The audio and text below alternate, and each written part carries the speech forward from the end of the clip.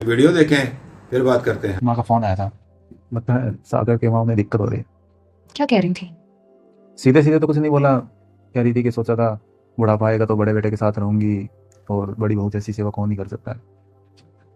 मतलब वो यहाँ आना चाहती हैं क्या? अगर तुम बोलोगी तो मैं ले आऊंगा। पूछ तो ऐसे रहे हो जैसे सारे काम ना मुझसे पूछ के करते हो। और माँ जी का ही फैसला था ना तुम्हारे छोटे भाई और उसकी बीवी के साथ रहने का। मैंने तो तब भी बोला था कि हमारे साथ रह लो, पर उनको वहां रहना ज्यादा फायदेमंद लगा था। अब क्या ही कह सकते हैं। देखो, जिसके पास ज़्यादा पैसा होता है लोग उसी के साथ रहना पसंद करते हैं ताकि फ्यूचर में उन्हें कोई परेशानी ना हो। हम्म, वैसे अगर वो यहाँ आकर रहना चाहती है ना, तो तुम उन्हें जाकर ले आओ। माँ बाप को साथ रखने में नफा नुकसान थोड़ी देखा जाता है। मैं तो बस इसलिए कह रहा था कि जब हम सब लोग साथ रहते थे तो माँ का बताओ तुम्हें लेके कुछ ठीक नहीं था, जो मैंने भी देखा था। बड़ा बेटा हूँ इसलिए कुछ नहीं बोल पाया, क्योंकि मैं नहीं चाहता था लोग मुझ पर उंगली उठाए। और सागर पैसे ज़्यादा कमाता है इसलिए माँ ने उसके साथ रहना थोड़ा फायदेमंद समझा होगा। और क्या पता माँ ने मेरे बारे में सोचा हो कि मैं ज़्यादा पैसे नहीं कमाता इसलिए कहीं मुझ पर बोझ ना हो जाए वो। हाँ, ऐसे दिल बहलाने के लिए ख्याल तो बहुत अच्छा है तुम्हारा।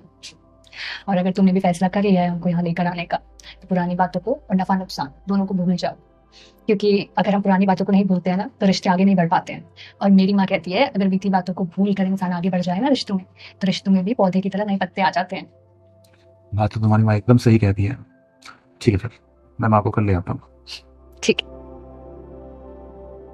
आप माँ जी को लेके जा रहे हो, आपने दीदी से पूछा एक बार भी? उससे पूछने की कोई ज़रूरत नहीं है, क्योंकि जब रिया की माँ आती है घर पे तो तब भी हमें एक दूसरे से पूछने की ज़रूरत नहीं पड़ती। रिया का कहना है कि रिश्तों में कभी नफ़ा नुकसान नहीं देखा जाता। चले माँ, चलो चलते, नहीं तो लेट हो जाएंगे।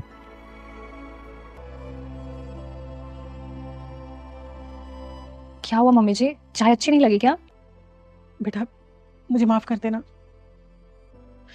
मैं अपना फायदा देखकर छोटी बहू के साथ रहने चली गई।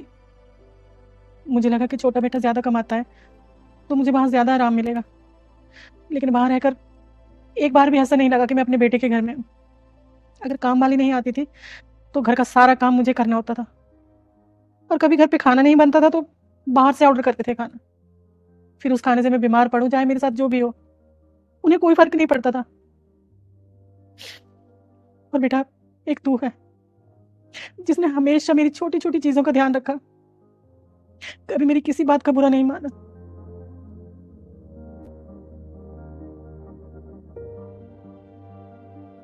मम्मी जी, पुरानी बातों को भूल जाइए। हम आपको उतना ऐशो आराम तो नहीं दे पाएंगे, पर इज्जत और प्यार पूरा देंगे, भर भर के। हमें अपने वालिदैन से प्यार और मोहब्बत से पेश आना चाहिए, उनकी इज्जत करनी चाहिए। औलाद के लिए सिर्फ वालिदैन ही मुखलिस रिश्ता है, बाकी सब बकवास है। जज़ाकल्लाह।